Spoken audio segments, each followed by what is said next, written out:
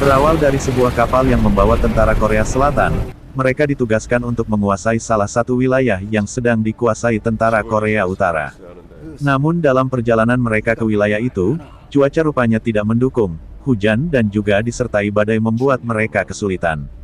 Sang kapten yang membawa kapal tersebut merasa khawatir dengan keadaan ini, dikarenakan tentara yang akan bertempur di medan, hanyalah tentara pelajar Korea Selatan. Tentara pelajar Korea Selatan ini, hanya diberi pelatihan beberapa hari saja, dan langsung dibawa ke medan pertempuran. Salah satu anak buah Kapten Lee Myung-jon, bertanya kepada tentara pelajar itu, tentang asal mereka. Tentara pelajar itu menjawab, bahwa ia dari Korea Utara dan pindah ke Korea Selatan, karena mereka ikut bersama dengan keluarganya.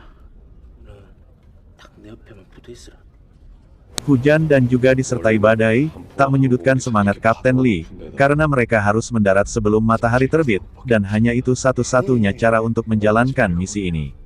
Saat Choi Sung-pil memberikan arahan kepada rekan-rekannya, ada salah satu tentara pelajar tak menerima arahan itu, namun hal tersebut, hanya dihiraukan Choi Sung-pil. Ketika pendaratan sudah tak lama lagi, semua tentara pelajar disuruh berbaris, dan diberikan arahan oleh Kapten Lee. Pendaratan kurang lebih 1 jam lagi, dan mereka akan menyerang pantai Jangsari. Kapten Lee juga menambahkan bahwa mereka tidak sendirian, ada dukungan dari pihak sekutu baik dari udara maupun kiriman artileri. Kapten Lee membakar semangat para tentara pelajar ini, bahwa mereka berjuang untuk negara dan keluarga mereka, dan mereka juga akan selalu diingat untuk selamanya. Saat itu dari pihak sekutu, ada seorang wartawan, ia adalah Maggie. Ia menegaskan kepada Kolonel Stephen untuk mengirim tentara bantuan.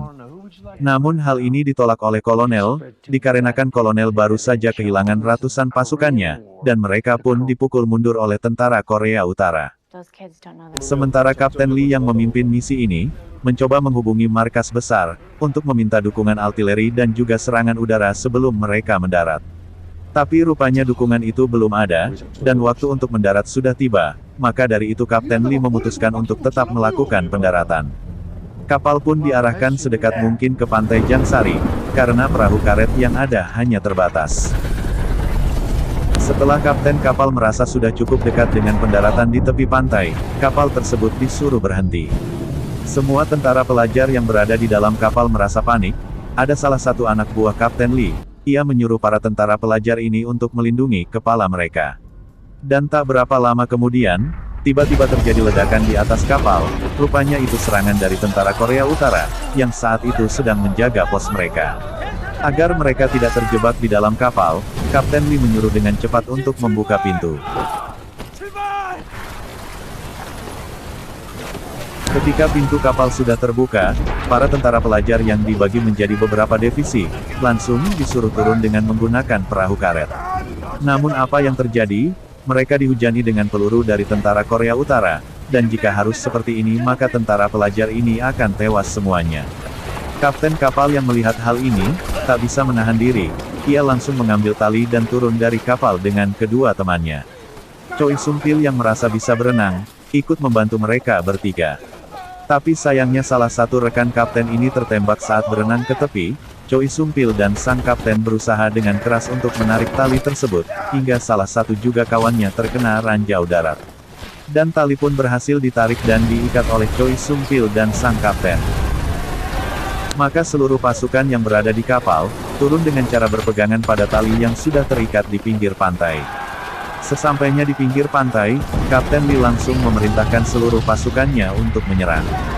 Mereka berhasil menerobos kawat duri yang dipasang oleh tentara Korea Utara, sementara tentara Korea Utara yang berjaga di pos tersebut, terpaksa harus mundur. Saat menjelang pagi, bantuan serangan udara pun tiba, dan itu membuat Kapten Lee dan pasukannya bisa menembus jauh ke dalam pos penjagaan. Kapten Lee dan pasukannya berhasil menguasai pos pertama yang berada di tepi pantai, dan untuk menguasai bukit yang sedang dijaga tentara Korea Utara, Kapten Lee membagi beberapa tim. Untuk mengelabui musuh, tim yang lain mengelilingi bukit, sementara Sersan Ryu pergi sendiri untuk melumpuhkan senapan mesin, agar pergerakan mereka lebih leluasa lagi. Kapten Lee menunjuk Choi Sung-pil untuk ikut dengannya. Ki Haryun yang mendengar hal itu, langsung menawarkan diri untuk ikut bergabung dengan mereka. Dan pasukan yang lain, menunggu untuk membentuk garis pertahanan dari depan. Setelah mendapatkan perintah untuk menyerang, pasukan yang membentuk pertahanan itu maju secara perlahan, itu mereka lakukan untuk mengelabui lawannya. Sementara anak buah Kapten Lee dan tentara pelajar, mencoba mengelilingi bukit yang sedang dijaga, dari arah belakang mereka masuk dan menembak lawannya. Salah satu anak buah Kapten Lee, menyuruh tentara pelajar itu untuk melumpuhkan senjata mesin, dan yang lainnya masuk secara perlahan untuk mengalihkan perhatian. Setelah senjata mesin itu berhasil dilumpuhkan, Kapten Lee dan semua pasukannya, menyerang di garis pertahanan tentara Korea Utara. Tentara Korea Utara yang coba mempertahankan bukit itu, tak bisa menahan serangan yang dilancarkan oleh Kapten Lee. Dan akhirnya Kapten Lee dan pasukannya, bisa menguasai bukit tersebut.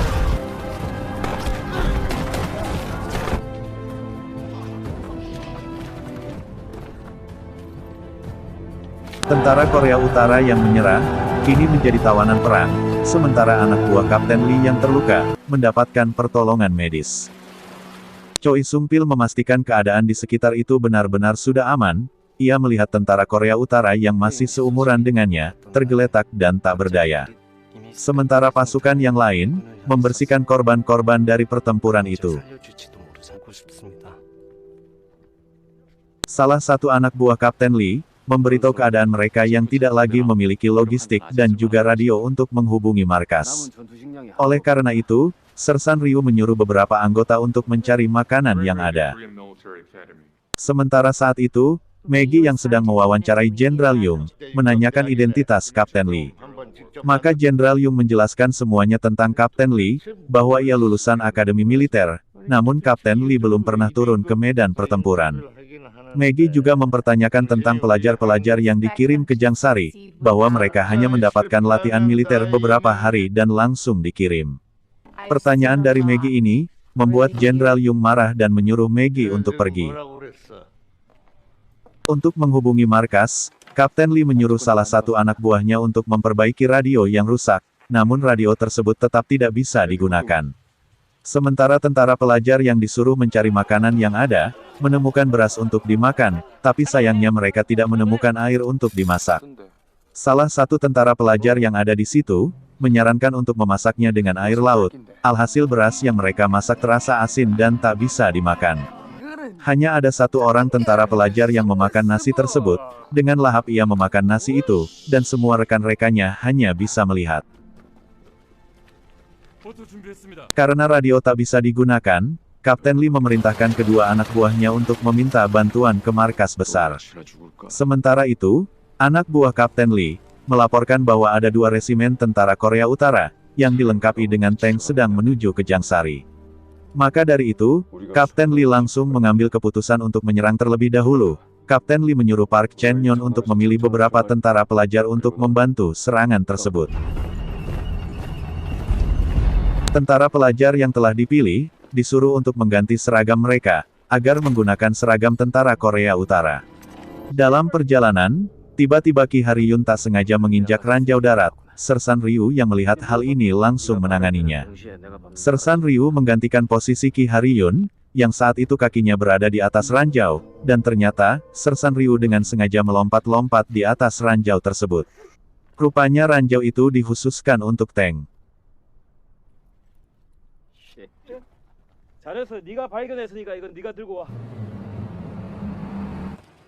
Saat mereka berhenti di jalan, Kapten Lee melihat posisi yang tepat untuk membuat blokade.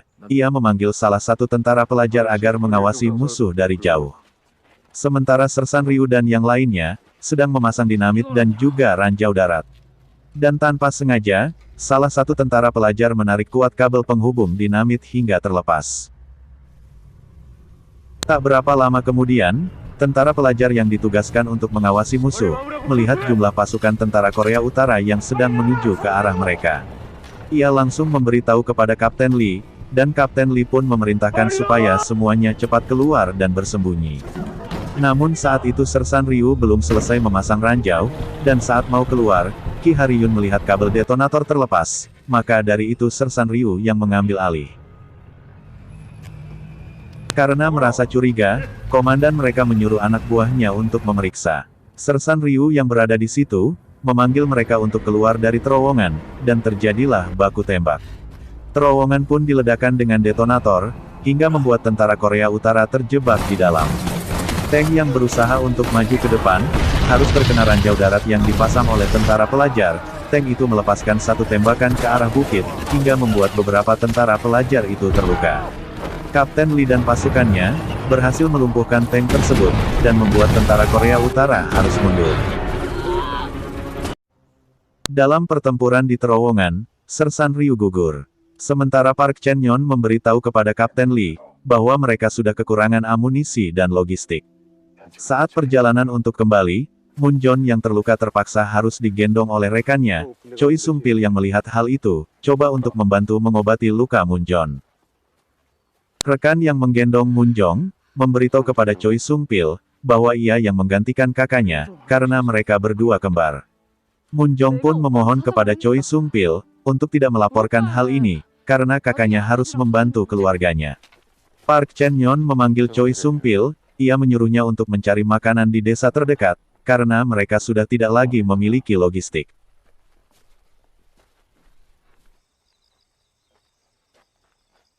Malam itu mereka sampai di desa, mereka melihat ada sebuah rumah, dan secara perlahan mereka menghampirinya agar tak diketahui. Tapi karena ada seekor anjing yang menggonggong, Choi Sung-pil pun langsung keluar supaya tidak dicurigai.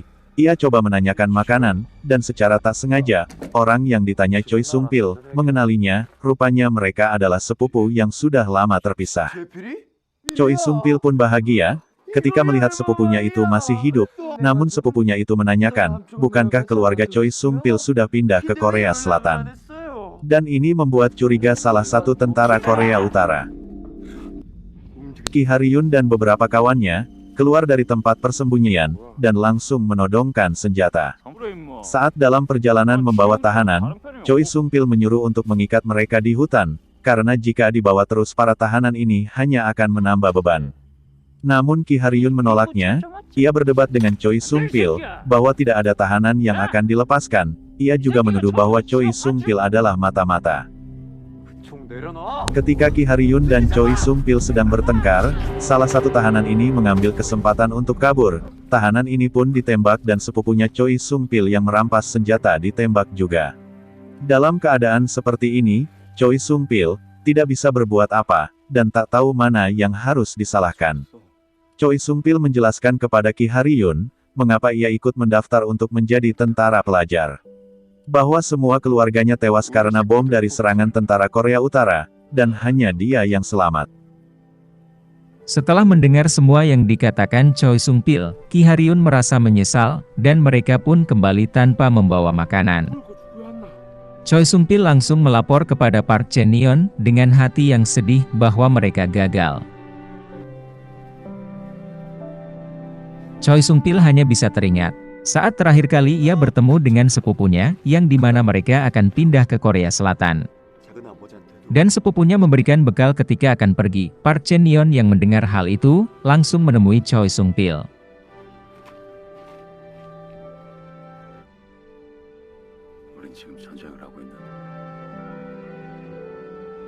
Di pagi itu, terlihat pesawat udara yang hanya berputar. Kapten Lee dan yang lainnya langsung keluar. Dan tak lama kemudian ada helikopter yang mendekat dan turun. Mereka menanyakan Kapten Lee. Dan saat itu juga Kapten Lee langsung berangkat.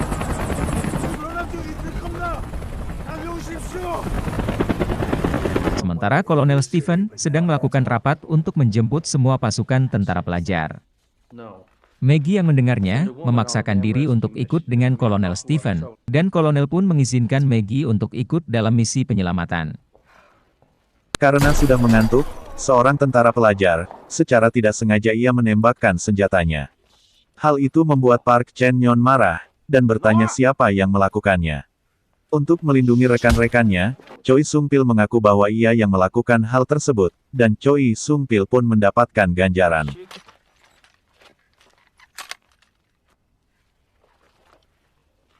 Saat Choi Sung-pil sedang sendirian, tiba-tiba saja Ki Haryun datang untuk menghampirinya dan memberikan makanan yang ia dapat dari desa. Ki Haryun mengungkapkan isi hatinya, bahwa ia adalah anak kelima dari 11 bersaudara, namun saat ia kecil ia dibesarkan oleh keluarga yang tak memiliki anak, dan setelah ia tumbuh besar ibunya mengambil Ki Haryun. Ki Haryun bercerita, bahwa kakaknya sering mengganggu, namun ia yang disalahkan. Oleh karena itu, Ki Haryun selalu berpikir, bahwa ia tak ingin lagi kembali ke keluarganya. Dan jika ia kembali sebagai pahlawan, mungkin keluarganya akan bangga dengan semua itu. Ki Haryun mengatakan kepada Choi Sung-pil, bahwa Choi Sung-pil beruntung karena bisa bahagia dengan keluarganya. Ki Haryun juga meminta maaf atas kejadian semalam di desa. Ia juga berpesan makanan yang ia berikan, jangan diberikan kepada siapapun. Setelah para pasukan Kapten Lee cukup lama menunggu, akhirnya bantuan logistik pun tiba. Terlihat mereka sangat senang, dengan lahap mereka makan sambil bercanda. Karena beberapa hari lalu, mereka sudah tidak lagi memiliki logistik. Kapten Lee yang barusan tiba, memberitahu kepada anak buahnya bahwa bantuan evakuasi akan segera tiba besok pagi, namun pasukan Korea Utara Divisi ke-5 akan segera tiba juga untuk menyerang. Oleh karena itu, Kapten Lee mengatur strategi. Ternyata pasukan Korea Utara datang lebih awal, dan Kapten Lee meminta bantuan dari kapal untuk menyerang terlebih dahulu. Semua pasukan diperintahkan untuk segera bersiap menyerang. Setelah terjadi baku tembak antara kedua pasukan itu, Kapten Lee dan tentara pelajar yang terluka, coba mendekati pantai untuk dijemput. Namun kapal yang mengevakuasi tidak mau mendekat, dikarenakan terlalu berbahaya, hanya perahu karet yang menjemput.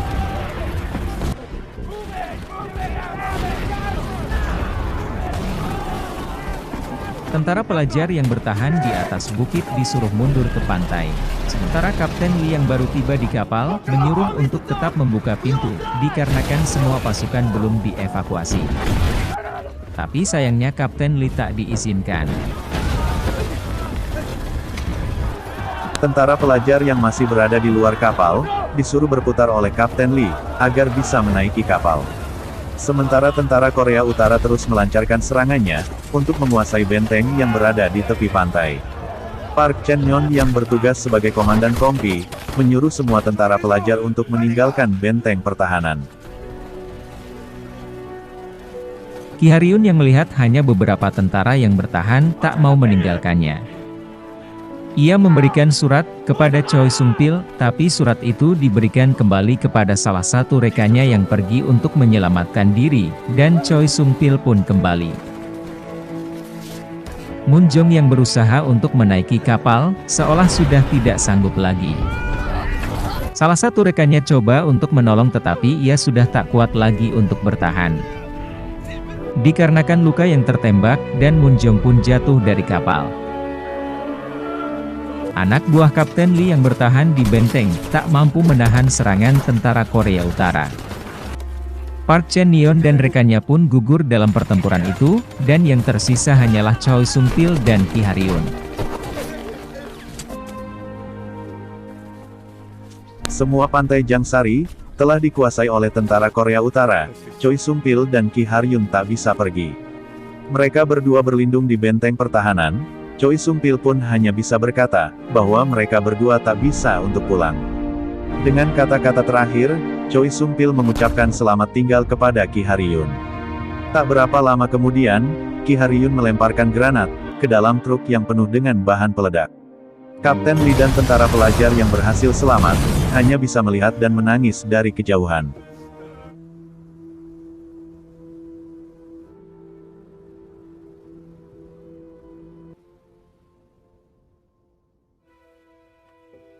Sekian dan terima kasih untuk Anda yang sudah menonton. Bila mana terdapat kekurangan di alur cerita film ini, supaya mohon untuk dimaklumi.